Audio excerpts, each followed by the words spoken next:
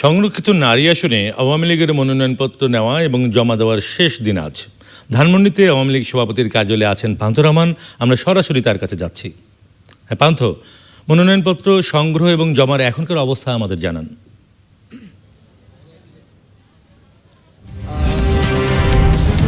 তিনের এতে প্রধানমন্ত্রী শেখ হাসিনার যেমন শুনছিলেন যে সকাল থেকে আমরা আজ এই ধানমন্ডির তিনের এতে বাংলাদেশ আওয়ামী লীগের সভাপতি শেখ হাসিনা রাজনৈতিক কার্যালয়ে, যেখানে মনোনয়ন ফর্ম বিক্রি হচ্ছে 43টি আসনের জন্য নারী নেত্রীদের জন্য আওয়ামী লীগের পক্ষ থেকে।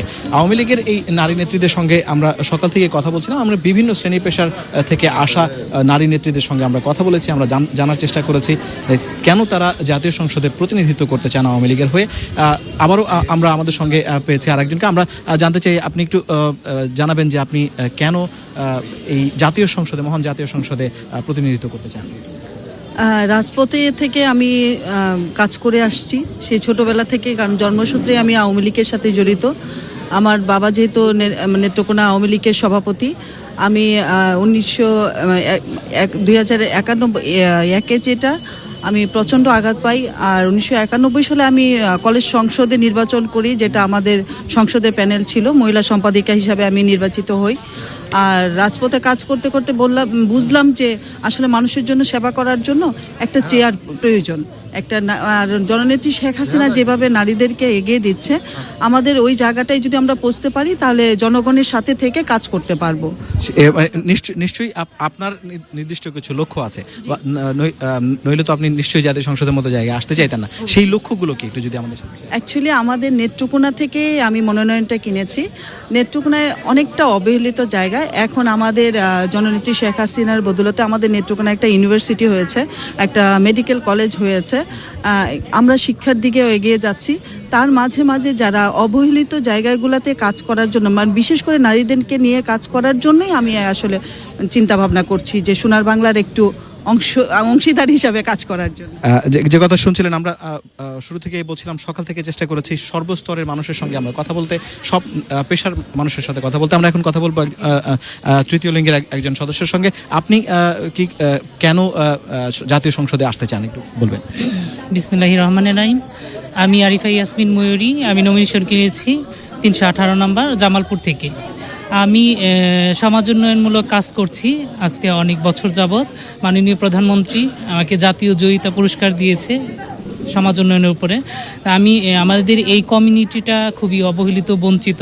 তারা কোনো জায়গায় প্লেস পায় না এবং তাদের পড়াশোনার ওরকম সুযোগ নেই, কাজেরও সুযোগ নেই। এই পিছিয়ে পড়া এই কমিউনিটিটা যেন সামনের দিকে একটু অগ্রসর হতে পারে এবং সোনার বাংলায় তারাও যেন তাদের ভূমিকা রাখতে পারে, এই জন্য আমি এই নমিনেশনটা কিনে জমা দিয়েছি। আমরা দেখছি যে এখন নানা পেশার বিভিন্ন বয়সের প্রবীণ যারা রাজনীতিক আছেন, আবার নবীন রাজনীতিক, তারাও সবাই এমপি হতে চান। এমপি হওয়া ছাড়া কি দেশের মানুষের কল্যাণে কাজ করা যায় না? হ্যাঁ, অবশ্যই। আমি 15 বছর যাবৎ আমি সমাজ উন্নয়নমূলক কাজ করতেছি আমাদের জনাব মির্জা আজম ভাইয়ের সাথে, আমাদের যুব মহিলা লীগ, আমাদের অপু কিলদির সাথে কাজ করতেছি এবং তাদের সাথে কাজ করতে করতে একটা পর্যায়ে তারা আমাকে যখন কাজগুলো বুঝাই দেয় এবং কি ভালোভাবে কাজগুলো আমি তাদের সাথে করতে পারি, তো আমি একটা সাপোর্টিং ছিলাম। কিন্তু আমাদের তৃতীয় লিঙ্গদের কোনো ওরকম মানে পদ, ওরকম মর্যাদা, ওরকম কোনো কিছু দেওয়া হতো না। আমি তাদের সাথে লিপ্ত হয়ে এসে আমার কাজগুলো করা হতো। আমাদের যদি ওরকম কিছু একটা, যদি আমাদের যেরকম মাননীয় প্রধানমন্ত্রী আমাদের যে স্বীকৃতিটা দিয়েছে, সেই স্বীকৃতির পরেই কিন্তু আমাদের একটা মূল্যায়ন হয়েছে। আমরা এটাই চাই যে আমাদেরকে একটা পদে রেখে আমাদেরকে একটা কাজ করার সুযোগ দিবে।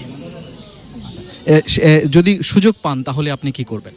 হ্যাঁ, সুযোগ পেলে আমি অবশ্যই আমাদের এই সারা বাংলাদেশে যে কমিউনিটিটা আছে, থার্ড জেন্ডার এবং অবহেলিত বঞ্চিত যারা নারী আছে এবং পথ শিশু আছে, তাদেরকে সবাইকে একসাথে নিয়েই কাজ করব।